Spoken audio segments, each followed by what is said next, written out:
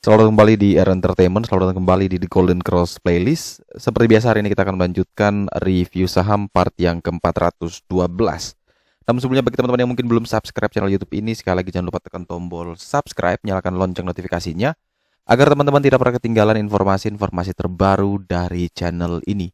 Di part yang ke-412 kali ini kita akan kembali mereview 6 saham, di mana ada saham BBRI, Antam, Telkom, BJBR, BJTM, dan Tekim ya, semua berakhiran MMMM. Semoga Senin naik semua ini. Kita langsung ke saham pertama, yaitu saham BBRI, yaitu Bank Rakyat Indonesia Tbk. Di mana BBRI dari opening ya di perdagangan hari Jumat kemarin langsung dibanting ke 4130, gap down sepertinya. Kemudian mencoba untuk naik kembali di 4160. Namun sayang ditekan terus menjelang penutupan sampai di 4130 atau minus 1,44%. Teman-teman bisa lihat sendiri di sini memang indikator Golden Cross menunjukkan adanya red triangle ya. Ini ada red triangle sinyal jual, kemudian red arrow juga sinyal jual, dan saat ini sedang menuju ke area support terkuatnya di 4060. Bagi teman-teman yang mungkin mau membeli, tentu pastikan PBL 4060 dari BBR ini bisa dipertahankan. Karena kalau jebol, maka potensi penurunan itu terbuka lebar di bawah 4000 ya. Jadi hati-hati.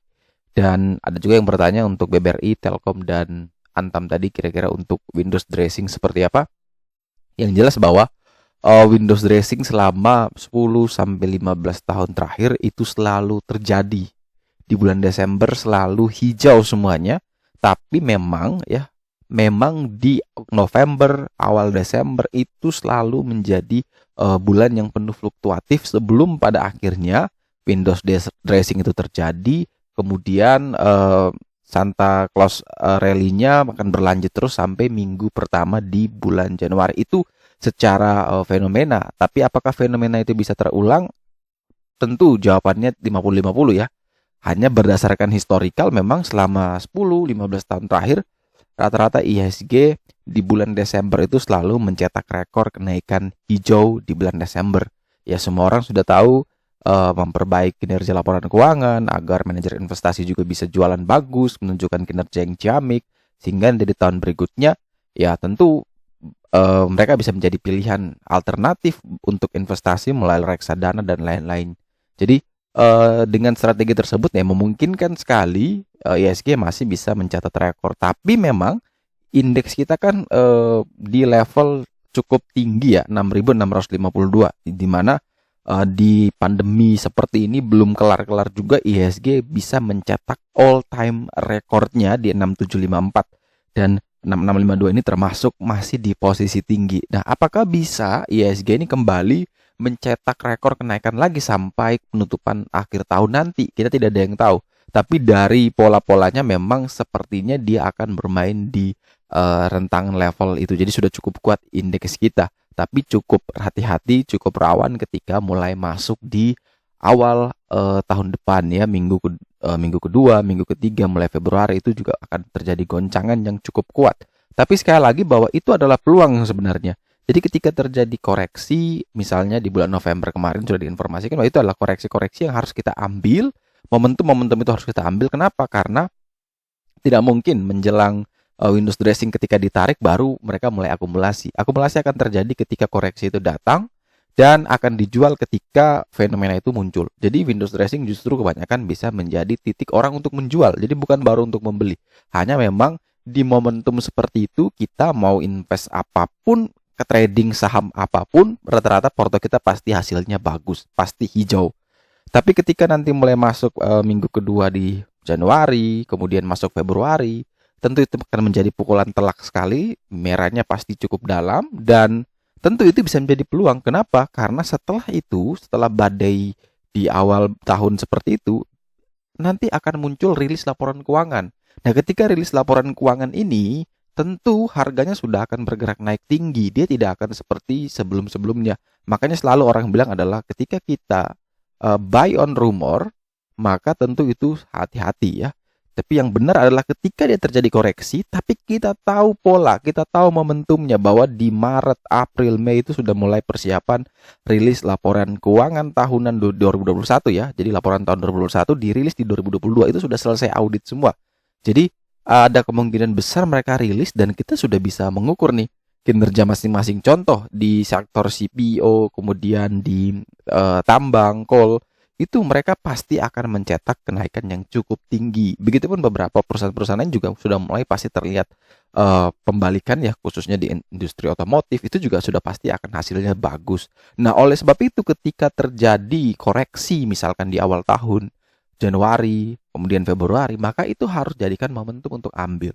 Nah, apakah BBRI Telkom Antam bisa menjadi katalis positif untuk windows dressing? Yang pasti iya, BBRI Telkom itu pasti iya karena mereka menjadi motor penggerak ISG ya, masuk dalam top 10 kapitalisasi market terbesar yang ada di bursa, sehingga pergerakan mereka itu cukup akan juga mengerek ISG naik. Jadi kalau kita bilang ISG selalu hijau di bulan Desember, tentu ya yang big cap ini ya tentu pasti juga harus hijau dong, karena mereka pada umumnya memiliki beta yang sama dengan ISG. Jadi mereka sebagai pendorong penggerak dari indeks kita. Jadi kalau teman-teman yang mau koleksi, tentu memang sebenarnya peluang itu ada ketika dia koreksi ya di bulan-bulan November, itu sebenarnya menjadi momentum. Tapi karena kondisi saat ini BBRI masih cenderung bergerak, ini menurut saya sih sideways ya. Dia bergerak sideways dengan rentang yang tidak terlalu lebar dari 4060 sampai dengan 4310, sehingga ini teman-teman bisa coba untuk sabar menunggu. Coba kita antri lagi di 4060 sampai dengan 4100 lah. Kalau memang dia bisa kuat di sana, tentu itu bisa menjadi pilihan beliau yang menarik. Tapi kalau jebol dari 4060 tentu ini rawan dan kita tinggal menunggu adanya adjustment PBL baru untuk kita entry. Atau kalau memang dia koreksi cukup dalam sekali, manfaatkan momentum itu untuk kita mulai mencoba mencicil dan kita lepas nanti mungkin kalau mau swing panjang ya bisa sampai di minggu pertama Januari, atau kalau mau lebih panjang lagi tunggu sampai dia rilis laporan keuangannya. Jadi kita bisa atur strategi yang mana mau kita pakai, karena benar teman-teman harus sekali lagi sebelum membeli itu harus menentukan nih, kita mau scalping, kita mau face trade aja dalam sehari, atau kita mau swing, atau kita mau invest. Itu semua harus ditentukan di awal, sehingga nanti ketika pelaksanaannya teman-teman tidak bingung nih. Ketika niatnya trading, niatnya scalping, tiba-tiba dibanting, akhirnya kita menjadi swing. Ketika swing tetap dibanting, akhirnya kita berubah menjadi investor. Jadi jangan sampai kita bisa merubah status kita hanya karena harga sahamnya belum naik sesuai dengan keinginan kita. Tetap kita harus sesuai plan kita. If you want to scalping, ya scalping. Silakan tetap disiplin dengan trading plan-nya. Tapi kalau kamu mau invest, ya tentu setiap penurunan itu tentu kamu harusnya lebih senang ya. Karena apa? Dengan nominal yang sama, kamu bisa dapat jumlah lembar saham yang lebih banyak. Tapi kalau mindsetnya scalping, mindsetnya jadi seorang trader, tapi kenyataannya tidak mau nyangkut, dan ketika itu turun, ya tentu penurunan itu kita rasa bahwa itu sebagai suatu kesalahan, akhirnya tidak mau cut loss dan jadi investor dadakan ya. Jangan sampai itu terjadi. Kemudian next kita punya saham Antam, di mana saham Antam ditutup minus 0,43% di harga 2.320, di mana saham Aneka Tambang ini masih berada di zona yang dekat dengan PBL juga sebenarnya. Dia cenderung sideways setelah dia mengalami satu lonjakan. Setelah itu dia sideways. Dan kalau teman perhatikan bahwa ini masih cukup ada ruang menuju ke PBH-nya di 2490. Dan juga ada cukup ruang untuk menuju ke area PBL di 2250. Jadi kalau untuk Antam, ya selama dia masih bertahan di atas 2250, tentu itu masih sangat aman sekali dengan potensi upside-nya masih cukup lebar sampai ke 2490. Jadi kalau teman-teman yang ingin membeli, ya silakan diatur manajemen. Ini karena memang jarak dari 2320 menuju 2250 ini masih cukup lebar, ada 70 poin. Teman-teman bisa atur manajemennya. Kalau memang takut tidak beli, mau tunggu di level PBL, ternyata dia malah terbang, itu kan nyesal juga. Jadi bisa ada beberapa opsi ya. Yang pertama, teman-teman bisa atur manajemen. Mungkin di 2320 kita beli 10% dari dana yang ingin kita alokasikan. Atau kita kasih contoh simpelnya gini, kita mau trading di satu saham itu, kita mau open posisi di satu saham itu misalkan 10 juta. Kemudian dengan strategi money management kita masuk dulu di level ini 10%-nya, yaitu 1 juta. Kemudian sisa 9 jutanya kita akan mengantri lagi ke bawah ya. Kemudian ketika dia turun ke katakan di 2280, kita nambah lagi 40%, 4 juta kita tambah. Nah, ketika dia turun lagi, mentok di 2250, 2260, kita tambah sisanya 50%, kurang lebih 5 juta. Dan akhirnya average kita tentu pasti di sekitaran 2370, 2360 dan itu 2260, 2270 dan itu dekat sekali dengan sekitaran area PBL-nya. Kenapa? Karena ketika di awal kita alokasinya cuma 10% dan ternyata dia beneran turun, maka nominal yang di bawah itu lebih besar sehingga average-nya bisa turun cukup drastis. Tapi ketika kita baru mulai 10% ternyata dia terbang, tentu kita nyesel, tapi setidaknya tidak nyesel-nyesel sekali karena kita masih ada barang gitu 10% untuk bisa kita jual nantinya daripada kita nol sama sekali kan. Jadi lebih baik ada daripada tidak ada. Jadi itu strategi pertama yang bisa dilakukan. Yang kedua adalah ya sudah, kalau memang mau langsung tunggu, ya sudah di 2250 sampai dengan 2270. Kita bisa tunggu di sana untuk langsung buy cut loss di bawah 2200, target ke 2490 sampai 2630. Atau opsi yang ketiga, ternyata dia tidak turun, kemudian kita tidak mau pakai money management dan dia langsung terbang, maka cegat di area sini.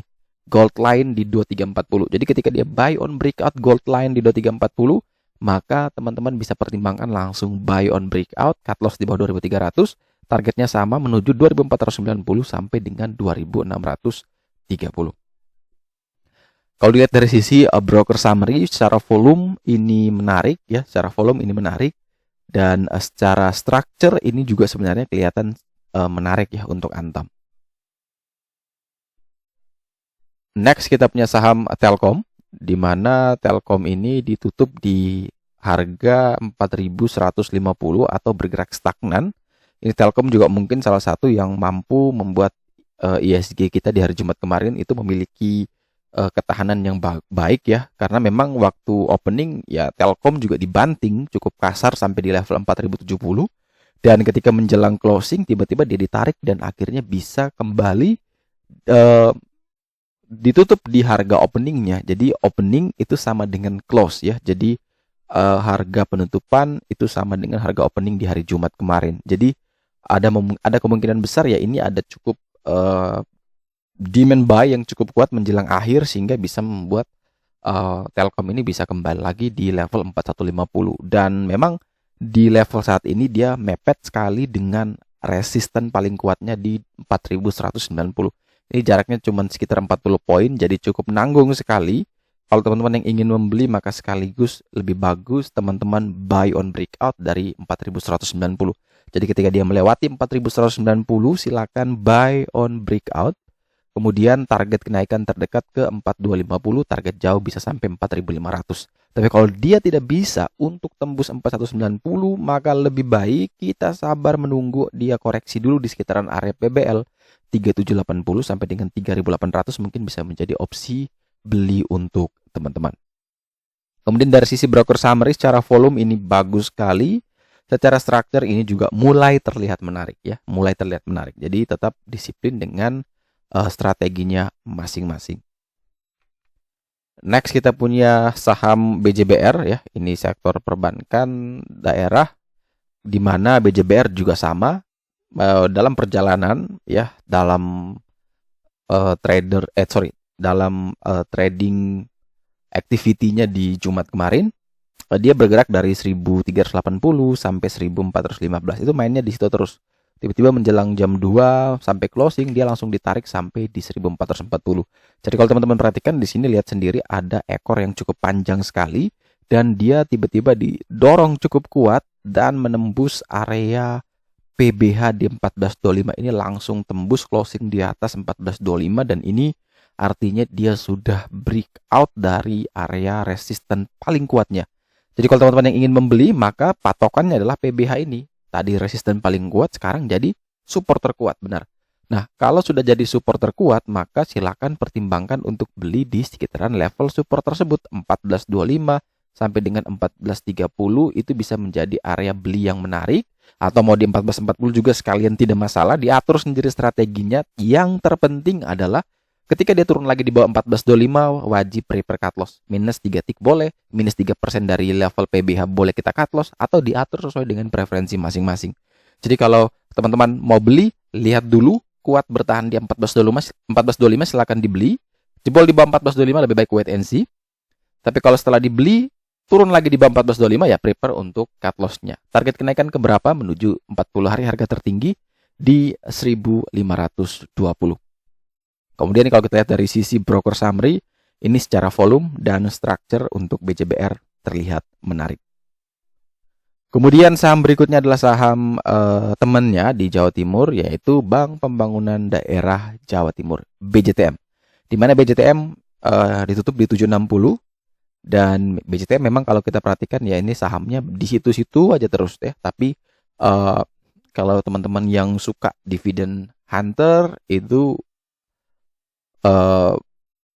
menarik sebenarnya. Ini BJTM salah satu yang saya cicil ya, walaupun tidak banyak ya. Setiap bulan saya lakukan dollar cost averaging. Saya mau coba buktikan dalam beberapa tahun kira-kira worth it gak sih kita hold BJTM. Jadi mau nanti akhir bulan dia di harga berapa ya saya tetap nambah gitu kan. Mau bulan depan dia ke 1.000 saya tambah, besok dia kembali ke 500 ya ditambah. Jadi saya tidak akan fokus ke pergerakan hariannya, pergerakan chartnya, tapi saya tetap fokus ke potensi dividen. Reason to buy saya benar-benar karena dividen. Jadi ketika dividennya itu turun atau ketika dividennya itu tidak ada, bahkan ya tentu langsung saya cut loss. Jadi cut loss based on reason to buy-nya.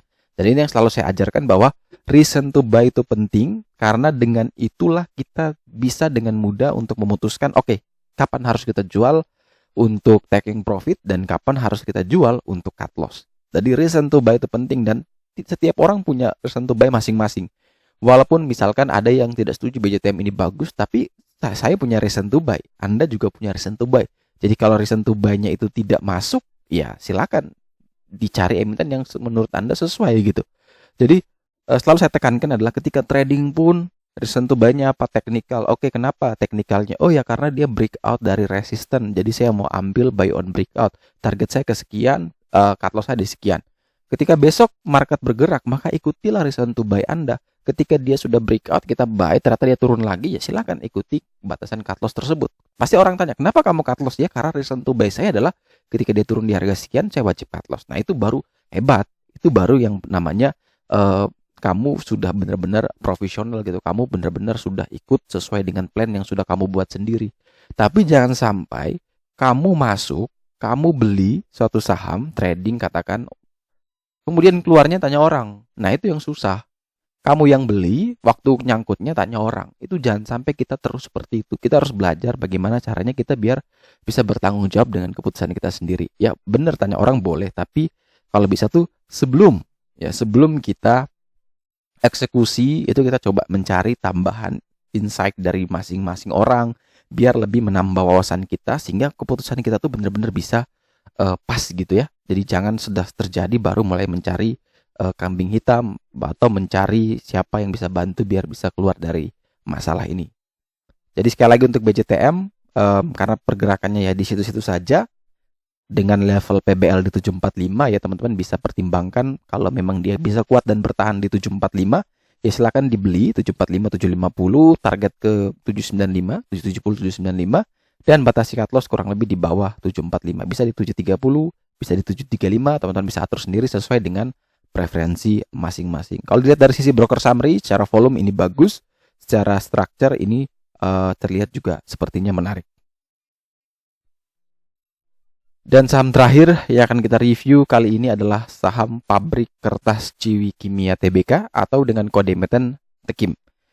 Tekim ini ditutup di level 7625, di level ini dia ditutup stagnan dan sepertinya menarik sekali. Kenapa? Karena setelah dia merah, tidak pernah ada gitu kan. Kemudian dia mulai membentuk candle-candle yang istilahnya tuh candle-candle menunggu konfirmasi pembalikan arah ya. Ini banyak dojinya, kemudian dia dekat sekali dengan PBL, di atas PBL pun dan ini menarik sekali.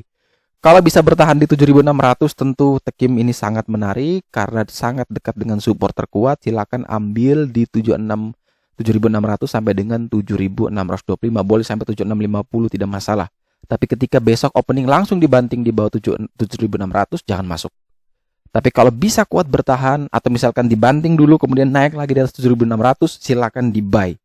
Buy 7.600 sampai dengan 7.650 boleh, dengan target kenaikan menuju 7.800 dan 8.475. Batasi cut loss kurang lebih di 7.550 sampai dengan 7.500. Jadi ingat, kalau dia bisa kuat bertahan, Tekim punya potensi kenaikan luar biasa. Mengingat INKP sudah terbang. Jadi kalau di saya selalu bilang namanya pairing analysis, itu selalu saya ajarkan, di mana ketika satu saham yang masuk dalam pairingnya terbang, maka potensi atau probability untuk temannya itu juga pasti akan mengikuti. Jadi ada kemungkinan besar Tekim mengikuti INKP, apalagi juga formasinya seperti ini di atas PBL banget. Ini luar biasa bagusnya, candlenya juga doji. Kemudian kita perhatikan dari sisi broker summary, secara volume masih belum menarik, tapi secara struktur sudah mulai menarik, dan ini kita akan tunggu besok ya. Kalau benar dia kuat bertahan di 7.600, maka potensi upside-nya ini begitu lebar sekali. Tapi kalau gagal, ya tentu tipis dong cut loss kita. 7.600 ke 7.550, 7.500 kan pendek sekali. Tapi ketika dia upside naik bisa sampai 8.475. Jadi itulah yang namanya risk reward. Ketika risk lebih kecil dari reward, potensi upside-nya begitu besar, ya sudah, kalau saya langsung buy aja. Karena saya tahu resikonya paling cuma segini. Saya harus disiplin cut loss, dan kalau ternyata dia tidak sampai ke SL saya, potensi upside-nya lebar. Tapi akan salah kalau itu dimaknai ketika kamu sudah bilang, oh ini risk reward bagus, saya langsung hajar. Tapi ketika dia menyentuh level supportnya, kamu tidak cut loss, malah dia tambah turun, nah itu kesalahan. Dan kesalahan itu yang dilakukan kan masing-masing. Jadi jangan sampai kita sudah bilang ini risk rewardnya bagus, tapi pada akhirnya kita tidak disiplin menjalankan plan tersebut, yang mana pada akhirnya ya risk reward itu sudah tidak jadi bagus lagi. Karena kamu terus memasang risknya semakin lebar, semakin lebar, semakin lebar, dan pada akhirnya ketika minusnya sudah 50%, minusnya sudah 40%, baru kamu mulai berpikir, saya harus cut loss. Itu salah besar sekali. Kalau memang mau cut loss di awal, jangan sudah panjang lebar kamu baru mau cut loss. Justru kalau saya pribadi begini, kalau kamu sudah terlanjur minus dalam banget, ya udah nggak usah cut loss gitu, sudah eman. Mending kamu tunggu aja, biarkan udah itu, lupakan. Karena apa? Ketika kamu cut loss dia pasti akan rebound. Kenapa? Penurunnya udah terlalu dalam, pasti ada satu titik dia akan rebound. Nah ketika kamu lepas itulah dia rebound. Itu yang menjadi satu masalah. Emosi kamu pasti tidak akan stabil lagi. Jadi ketika memang dia harus turun, patah supportnya, ya silakan langsung ambil opsi untuk cut loss. Jangan menunda, jangan sampai dia turun terus akhirnya kamu menyerah cut loss, dan setelah kamu menyerah dia rebound. Itu sakitnya bukan main. Oke, sekian dulu review saham part yang ke-412 hari ini. Terima kasih bagi teman-teman yang telah setia menonton. Sekali lagi jangan lupa like, subscribe, dan share agar semua informasi yang dalam video ini dapat berguna, bermanfaat, dan tentunya bisa menjadi panduan trading di keesokan harinya. Sekali lagi terima kasih banyak, sampai jumpa dan semoga membantu.